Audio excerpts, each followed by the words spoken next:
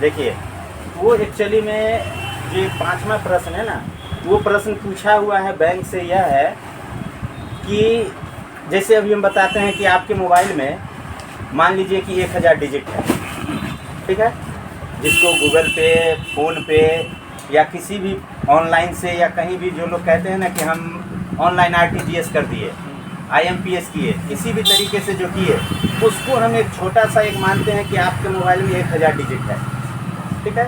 वो डिजिट लेकर के आप मार्केट को गए, ठीक है, आप मार्केट गए और वहाँ कहीं चाय पिए, कहीं नाश्ता किए, कहीं कपड़ा खरीदे, किसी उधार वाले को दिए, ठीक है, या एनीवे आपने किसी भी तरह खर्च करते गए, तो जिस समय में या गाड़ी में पेट्रोल डलाए, एनीथिंग आपने किसी भी तरह खर्च किया, तो आप देखेंगे कि जब जब आप किसी को पे कर रहे हैं तो वह अमाउंट आपका जो जिसको आप तथाकथित रुपए कह रहे हैं, जो वह डिजिट है आपके मोबाइल का, वह कम होते जा रहा है। जिस समय में 1000 है, अगर हम एक मानते हैं कि आप 50 का चाय पिए तो वह 950 डिजिट हो जाएगा। 100-150 का पेट्रोल डला देंगे तो वह फिर 850-800 हो जाएगा। तो इस तरह से वह डिजिट धीरे धीरे कम होगा आपके मोबाइल में।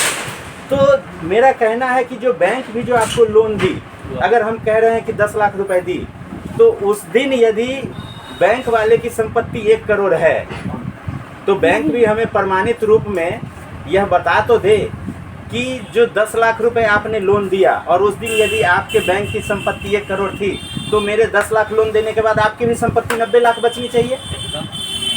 तो वह हमें प्रमाणित प्रति में बता दे कि मेरे लोन देने के बाद बैंक की संपत्ति कम हुई या नहीं हुई, फिर बैंक की संपत्ति क्या है, हाँ, और देने के बाद क्या हुई।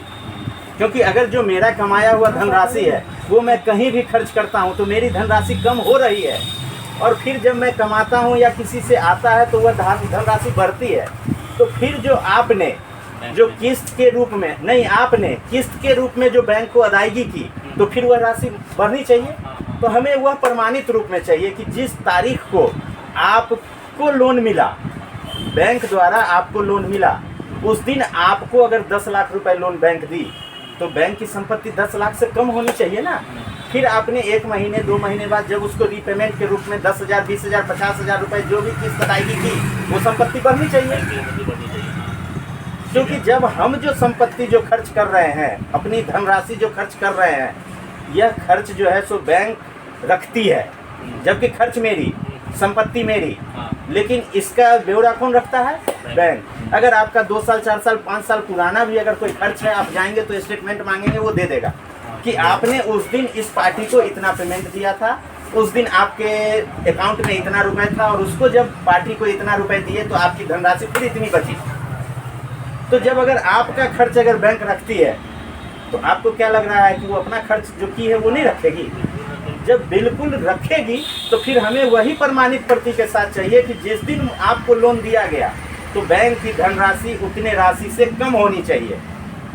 अगर वह प्रमाणित प्रति नहीं है तो इसका मतलब है कि दिया गया ऋण सिर्फ और सिर्फ धोखा। नंबर है, नंबर है, ऐप का यूज है, बस ऐप का यूज है। वो डिजिट के थ्रू आप डिजिट आप कम या प्लस माइनस कर रहे हैं, सिर्फ हमारा, और अपना डिटेल आप नहीं शो कर रहे हैं। नहीं कर रहे हैं। धन्यवाद। धन्यवाद।